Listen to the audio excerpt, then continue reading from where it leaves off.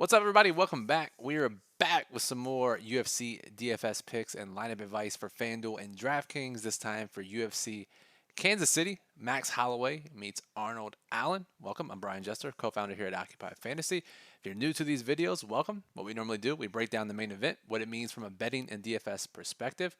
We discuss the newcomers on the card, how we expect them to fare in their UFC debuts. We'll play good fighter, bad fighter, good matchup, bad matchup for those fighters that have less than 4 UFC fights under their belt to give some context to their stats and their fight logs. And then we'll give you a fight that you have to target for DFS. We'll give you some prize picks plays and a couple bets to round out the stream. How's that sound? So, you know me, I'm joined by Jake the Snake, owner of MMA DFS.com, writer of the Daily Plug at ActiveFantasy.com. Jake, what's up, bud? Long week. Yeah, man, not a whole lot. Long week, 14 fights. Should be an interesting one. Absolutely. So let's just jump right into it. We already talked about what the show is going to be about. Actually, before we go down our normal schedule, Jake, I think what we have to talk about for this particular slate is how few of large favorites that there are, how confident we are in those favorites. Normally, when you have, let's sort by salary here on DraftKings. Normally, when you have a $9,600 fighter, we're accustomed to seeing those guys at, I don't know, minus 1,000, minus 700, right? Wouldn't think Zach Cummings would fit that bill ever in our lifetimes, yet he is. And that really impacts how we're going to play DFS, low risk and high risk contests alike. I'm going to bring up the model now, OccupyFantasy.com. This ranks every fighter, FanDuel, DraftKings. One of the features I love doing is it's really easy to visualize. If you sort by salary, you can look at the money line for each fighter based on their salary. And we see that not only is Cummings priced as the highest fighter, but he's not even the biggest favorite on the card. He's only minus 230 at the time of this recording. We have Rafa Garcia, who's right below him at minus 265. So, Jake, when you see the biggest favorite on the card at minus 265, and we see a bunch of other basically coin flip fights, some that have moved in decent directions in terms of the dogs. We talk about Gomes, who we'll talk about in a little bit here, but plus 130, 117, depending on where you look, all the way down at 6,900. So really condensed card as far as matchups go. How does this impact how you play low risk and high risk? Yeah, I mean it should make it where you can leave a lot more salary. I mean, theoretically, because we've got people that are 6,900 like Gomes that are plus 130 underdogs. That's completely unheard of. I mean, we never see that. So pretty wild. I mean, it means pretty much everyone's in play when you've got a guy like Zach Cummings that's the most expensive fighter on the card, which I mean he has pretty much every red flag you could have as a fighter. I mean, the guy's coming off a three-year long layoff, back injury. He's about to retire. I'm pretty sure he's going to bring his kid to the fight. He was talking about her a bunch. Just all of it, man. Like it's pretty crazy, this whole card.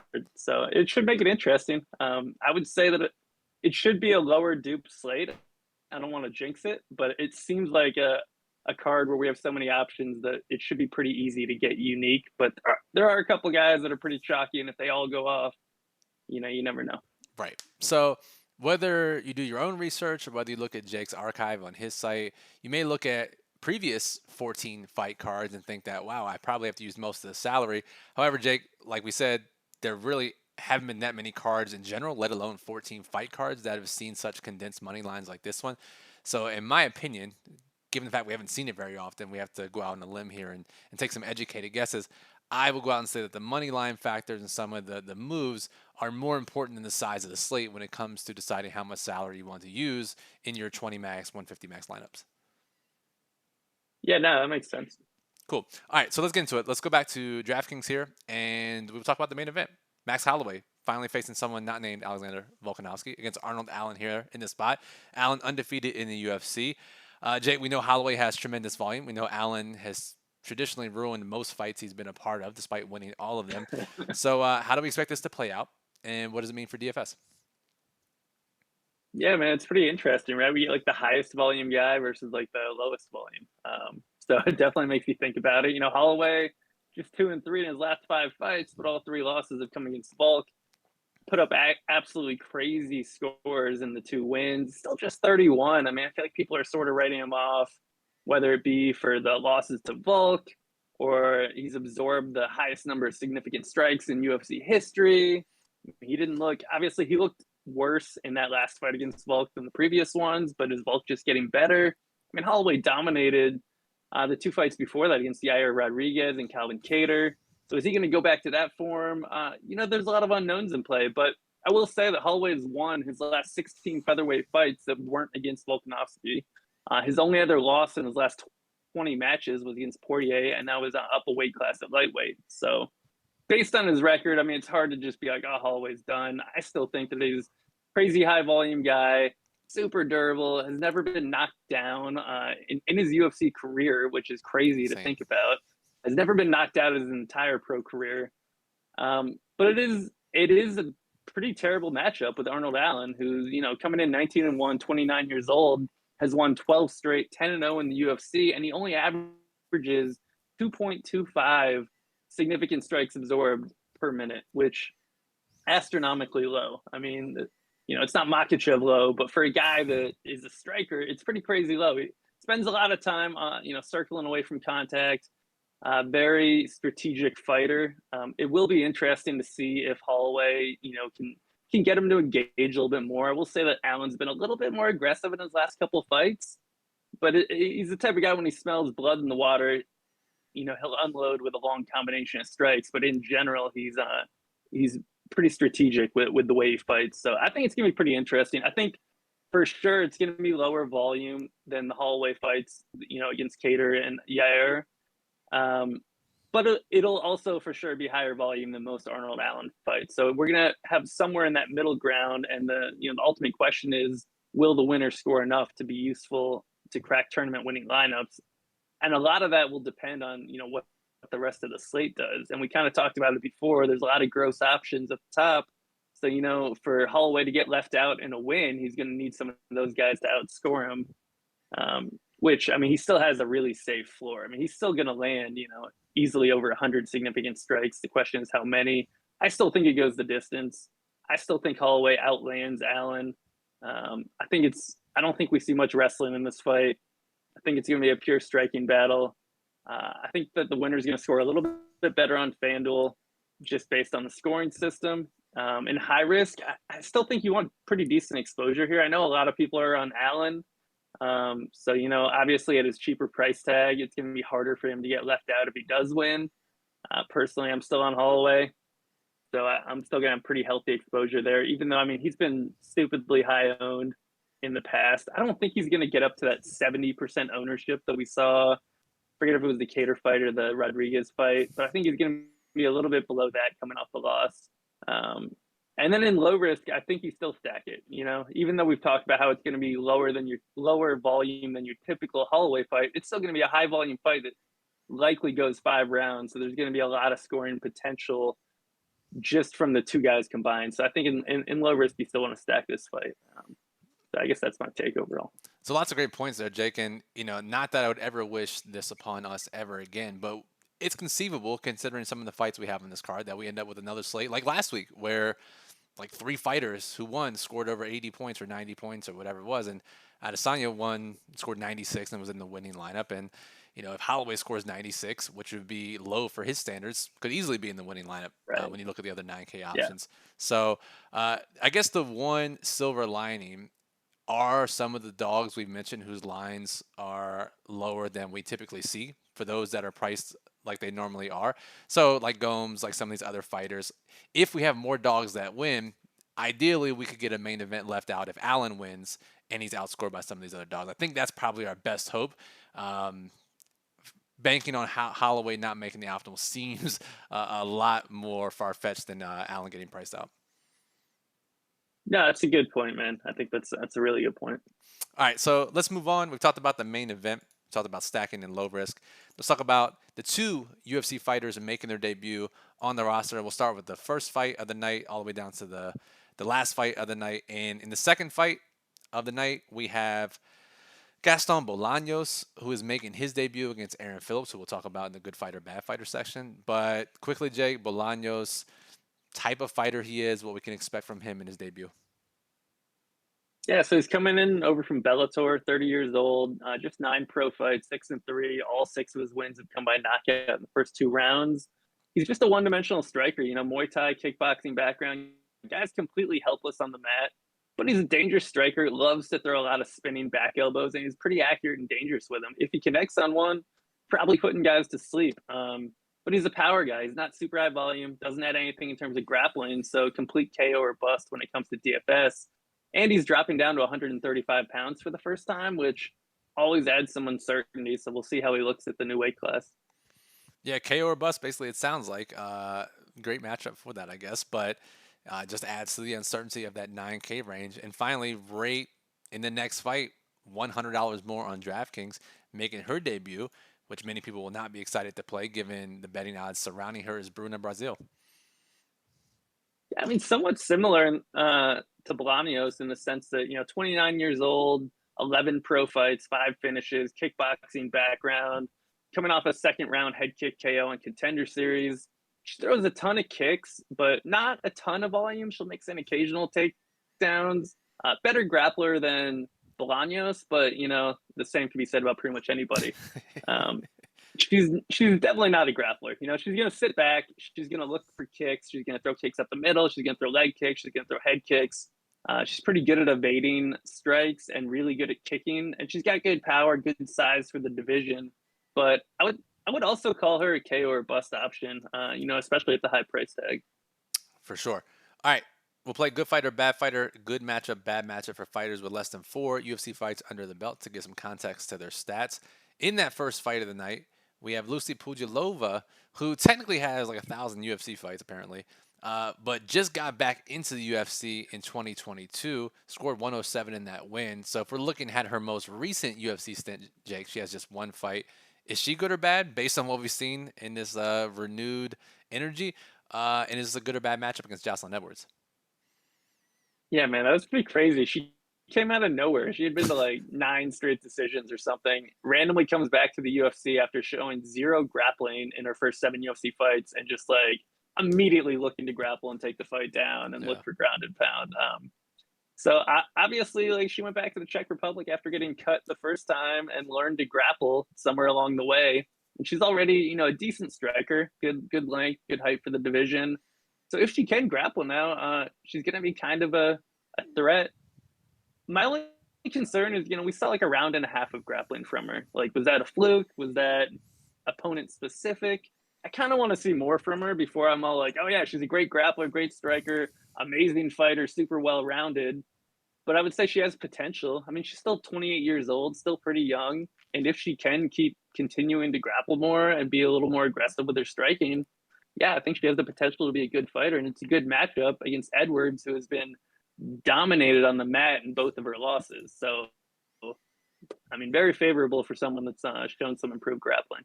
And some line movement in Edwards' favor too, right? Throughout the week, or since the line opened at least. Was there? Let me take a look here. So I'm just looking. When we pulled it earlier in the week, our opener for Pujilova at Sugar House was in the minus 177 range. She's down to minus 132 there. I haven't checked in earlier today, but I just noticed that Jocelyn Edwards was like plus 105, plus 110, and that caught my eye a bit. But Gotcha. So if that's the case, either way, Edwards, I don't think she'll be super popular by any means, but I don't think people will be rushing to play Pujilova, right? Yeah, it looks like the line move came in like before the start of this week. So I like locked in odds on Monday. Since Monday, we haven't seen any odd change at MGM. But looking back at, she did open at like negative 177. I mean, I think, people have seen Edwards. They're like, oh yeah, she can land a ton of volume, and I don't think people are sold on Lucy yet. So I get the line move. It does seem like some people are coming around once they watch the tape, just from the things I've come across on like Twitter or whatever. I don't know. We'll see. I don't think either one of them is going to be that popular. So I think that they'll both be good tournament plays, especially Pudilova with the potential to grapple. We like that. All right, Aaron Phillips, who came back to the UFC after like 6 years, short notice against Jack Shore, tough time there in 2020. Now he's back after 3 years, had some injuries and some other stuff going on, illnesses, whatever it was. Is he good or bad based on what we've seen? Is this a good or bad matchup?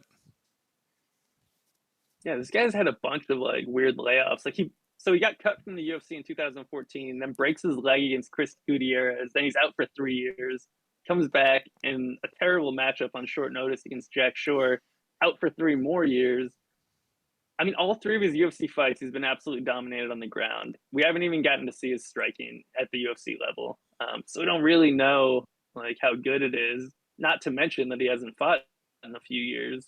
Um, it's a good matchup in the sense that they're both one-dimensional strikers. You know, they're both completely helpless on the mat, and I don't really think either one's going to take it there. But if they were smart, I mean, if they spent 15 minutes working on their grappling, then they would take the other one down and dominate in top position, even if they don't know how to grapple, just land ground and pound. So I don't think that's impossible that either guy could do that. I mean, it makes too much sense not to do that. But yeah, I mean, both guys, it's gonna be a game of chicken. You know, two one-dimensional strikers where neither guy can grapple. Phillips is a bad fighter from all accounts, from everything I've seen. But I would say it's a good matchup because he's not going against the grappler. Fair enough. And we did see him grapple some, not very well, in some of those fights before the most recent UFC fight. I guess that's what I'll be hanging my hat on when I just grossly put him into any lineups. But again, against a debut fighter, we have to embrace the variance some here. All right, Denise Gomes. We talked about the mispricing with all the line moves. Is she good or bad? And is this a good or bad matchup? Yeah, I don't know if she's good. She's aggressive. And she showed she can go for submissions in that last fight against Loma. I mean, she almost locked up like a few different submissions in that fight, like a leg lock, an arm triangle choke. I mean, that was pretty. I didn't even see that coming because going into it, she was just a kickboxer brawler who was just coming in looking to strike every time, and then suddenly she was like, "Yeah, you know, I can grapple a little bit too." So I think she's aggressive. I don't know if she's a good fighter, but I think her style is good for DFS. Um, I think it's a bad matchup though. I think Brazil is kind of a higher level kickboxer, taller, longer. You know, Gomes isn't a good enough grappler to take advantage of the fact that Brazil is primarily a striker. So I think it's a tough matchup, but it should be a fun fight. I mean, it should be a good striking battle. All right, moving on down, we have Daniel Zellhuber, who massively underwhelmed in his debut, losing a kickboxing fight to Trey Ogden somehow. He's back for his second fight against Venata. Zellhuber, good or bad? Good or bad matchup? Yeah, he's almost like a budget version of Bahamondes, who also looks pretty bad against Ogden. True. And Bahamondes has looked pretty good against other people. So I mean, maybe Ogden's just good at making these guys look bad. Which I mean, we won't know until we see Zellhuber here. But I still think Zellhuber, super young guy, 23 years old, still a talented guy, BJJ black belt, good striker, good length, just terrible debut. So now he gets Lando Vinyata, who has been submitted a couple times, super durable, has never been knocked out. Looked terrible on the scale, honestly, man. The guy looks fat. I think it's a good matchup for Zellhuber. I think he could potentially get a submission. I think that it's going to be a higher volume striking battle, and I think Lando's. I think he's kind of on the way down, and I think Zellhuber is going to look a lot better than they did in his last fight. But I mean, for all we know, he's going to come in and look super tentative again and not do anything. So we'll learn a lot about him tomorrow. If I remember correctly, I think his coach was telling him in between rounds, like, yo, you got to get it going, you got to get it going. And he just never got it going. But also, if I remember correctly, we talked about how impressive he had looked going into his debut. And we also said, I think it was you that specifically said, we don't know how these guys are going to react when the bright lights are on them, right? And maybe that's what got to him. So I'm excited to see his second fight. And we're always looking to play guys in their second fight. So definitely a spot, I think, to target. All right, moving on down. The $8,200 versus $8,000 matchup. Piera Rodriguez has two fights in the UFC. Is she good or bad? Is this a good or bad matchup? I think she's good. I just want her to be more aggressive. She's been way too tentative in both of her fights. I don't know if it's the undefeated record where she's just like protecting that and doesn't want to, make any mistakes, but she's just fighting too cautiously. Like she has power, she can land takedowns. She doesn't really have any submission skills, but she'll look for ground and pound. But she's just been too tentative for my liking. So still think she's a pretty decent fighter. I would just say the one issue has been how tentative she's been. But I think it's a bad matchup, man. Except for the fact that Robertson is coming down a weight class. If that weight cut does not go well and Robertson's chin is affected, then it would be a great matchup for Rodriguez to land a knockout because she has rare knockout power at 115 pounds if she actually lets her hands go. But Robertson's going to be looking to take her down, which is going to slow down the striking volume, which will make it harder for Rodriguez to score well in a decision. And, she hasn't gotten any finishes yet. And she'll be less likely to want to land takedowns against a submission specialist like Robertson. So it's not really an ideal matchup, but it is a high variance matchup because of the weight drop and just because we've seen Robertson take damage. I mean, look at that last fight she was in. She took like 80 elbows to the head in the first round before getting the submission. Truth. Truth. All right. Finally, all the way down in the third to last fight of the night, third to last fight of the night, we have Mirzakhanov, who has 2 fights in the UFC. Is he good or bad as an undefeated fighter, and is a good or bad matchup against Dustin Jacoby? Yeah, man, this guy, I think he's good. He looked better in his last fight than his first fight. His first fight was like terrible, barely landed any volume. He looked more aggressive in his last fight. He's got power in his punches. I mean, the guy is a complete cannonball. Like, if he wanted to drop a weight class, he definitely could. But I'm pretty sure he just doesn't want to cut weight and he just wants to go out there and fight. But it's a bad matchup, man. Dustin Jacoby's super durable, super long, high volume guy, basically never gets knocked out. Coming off a loss, which I thought he won against Khalil Roundtree. I think most people would say that Dustin Jacoby won that fight. So I think we're going to see a maximum motivation on Jacoby's side. So I think it's a tough, really tough matchup for Mirzakhanov, who has landed a pair of third round knockouts. But, you know, like Devin Clark gets finished a ton.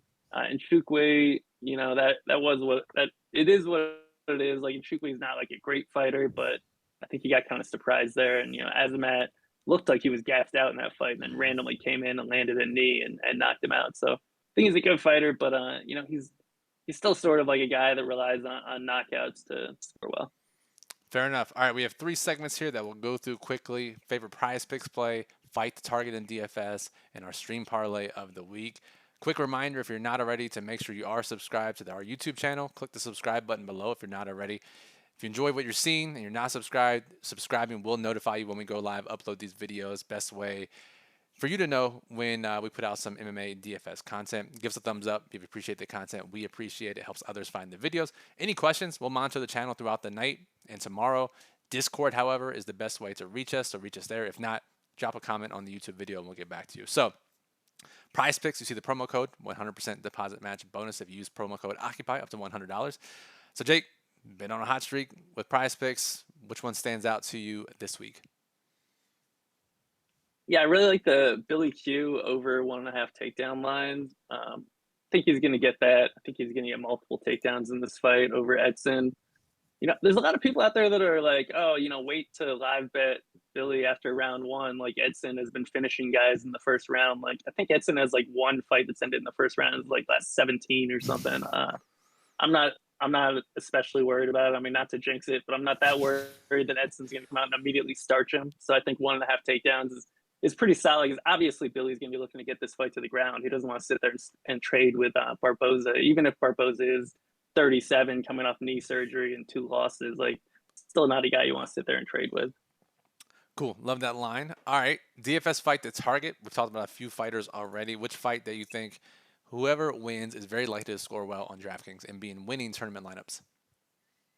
Yeah, this might be potentially the last time we ever get to target this guy, depending on how this fight goes. But Ian Cutelaba and Tanner Boser fight. I mean, it's Ian Cutelaba. I mean, we all know the drill. The guy's going to come out. He's going to empty his tank in round 1, selling out for the finish. He's probably going to do something idiotic and get finished himself. But whatever happens, the winner should score well. Fair enough. We've seen this time and time again. And that leads us into our stream parlay of the week, which, again, I don't think this is going to happen. I do like the Cutelaba side of the fight, but you got to bet it for the value. And it's Boser round 2 or round 3 KO at FanDuel plus 650. 6.5 to 1 on something that basically happens every time Cutelaba doesn't win. Seems like a pretty good bet to me. So Boser plus 650 round 2 or round 3 KO.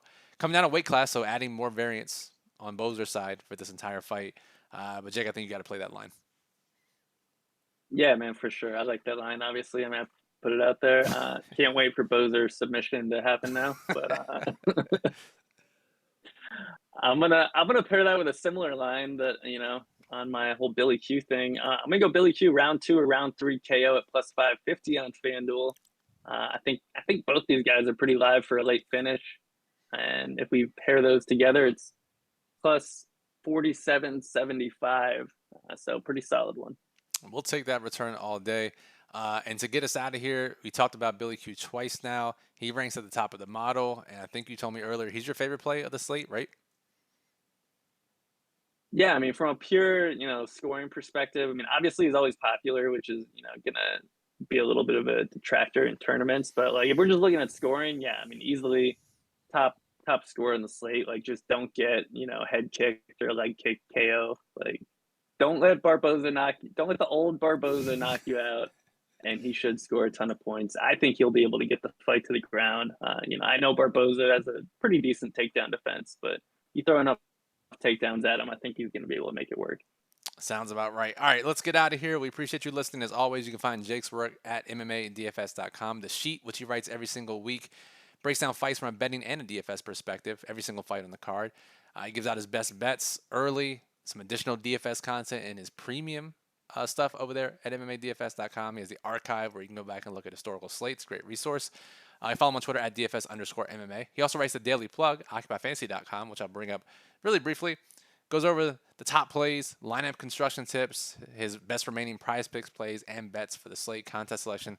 Basically, a whole roadmap to the slate. Go check it out. Occupy model you saw on screen earlier ranks every fighter FanDuel and DraftKings. And our lineup builder allows you to build up to 300 UFC lineups using our model values and our optimal lineup criteria. So that'll do it for the show. I'm at Brian Jester FF on Twitter. You can follow us at Occupy Fantasy as well. Thank you for listening, and good luck in UFC Kansas City.